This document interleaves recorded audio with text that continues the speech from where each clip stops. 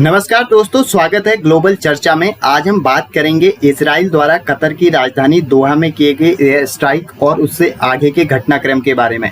दोस्तों, इजराइल ने 9 सितंबर 2025 को कतर की राजधानी दोहा में एक एयर स्ट्राइक किया। इजराइल ने बताया कि हमास की जो टॉप लीडरशिप है वो दोहा में है और उनको मारने के लिए इजराइल ने ये एयर स्ट्राइक कंडक्ट किया था। इसमें हमास के कई लोग मारे गए और साथ ही साथ कतर का भी एक सैनिक मारा गया।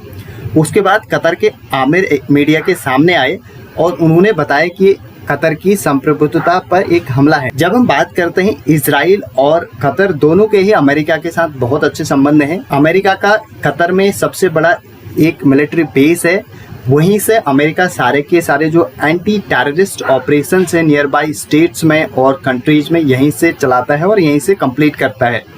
जब हम बात करते हैं ISIS के खिलाफ किया गया ऑपरेशन अमेरिका के द्वारा, वो भी इसी बेस की हेल्प से किया गया था। और इसके अलावा कुछ ही समय पहले कतर के आमिर ने 400 मिलियन का एक प्लेन डोनाल्ड ट्रंप को गिफ्ट किया था। तो इसको देख के ये पता चलता है कि कतर और अमेरिका के बीच में कितने गहरे संबंध हैं। पर उसके बाद भी इजराइल ने बिना अमेरिका की अनुमति या फिर बिना अमेरिका के इन्फॉर्म किए कतर पर हमला किया। जब अमेरिका के स्पोक्स पर्सन से ये पूछा गया तो उन्होंने बोला कि हमने ऑलरेडी कतर को ये बता दिया था हमला होने से पहले। पर कतर के आमिर ने इससे इनकार किया और उन्होंने बोला कि ये इन्फॉर्मेशन सही नहीं है।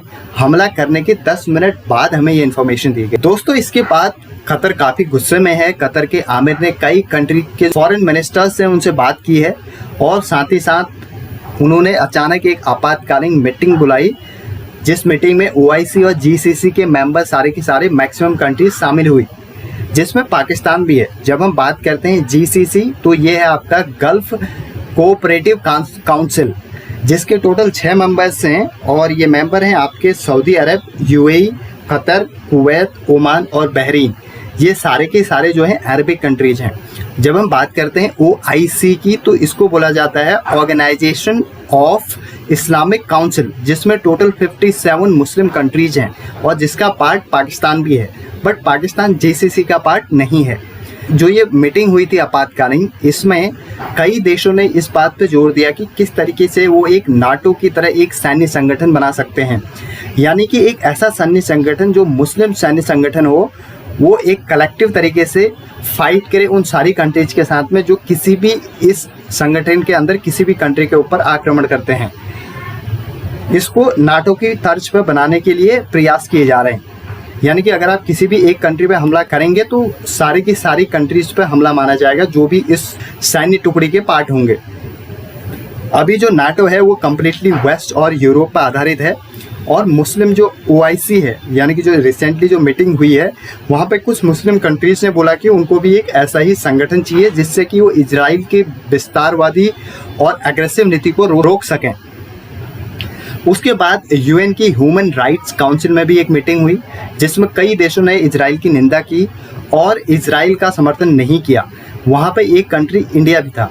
जी हाँ दोस्तों, इंडिया ने पहली बार इजराइल का खुल के सपोर्ट नहीं किया और यहाँ तक कि निंदा भी की। इंडिया के जो प्राइम मिनिस्टर हैं, उन्होंने कतर के आमिर को कॉल किया और उनकी संप्रभुता पे हुए हमले की निंदा की। और इंडिया के फॉरेन मिनिस्टर ने बोला डिप्लोमेसी और डायलॉग से ही चीज़ों का समाधान निकालना चाहिए। और इसके अलावा अगर हम बात करें इंडिया पे इस चीज़ का कैसे इम्पैक्ट पड़ेगा, दोस्तों इंडिया के जब हम बात करते हैं तो इजराइल और GCC दोनों कंट्री के साथ बहुत अच्छे संबंध हैं। इंडिया के कतर के साथ भी बहुत अच्छे संबंध हैं। इंडिया के ऑलमोस्ट 90 लाख लोग रहते हैं GCC कंट्रीज में, जिससे हमें बहुत सारा रेमिटेंस मिलता है। हमारे बहुत अच्छे ट्रेड रिलेशनशिप हैं इन सभी GCC कंट्रीज़ के साथ में।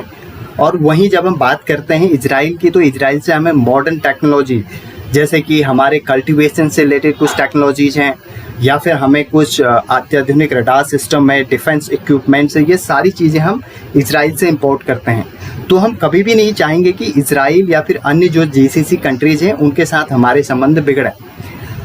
तो इसलिए इंडिया ऑलवेज एक बैलेंसिंग अप्रोच में चलता है।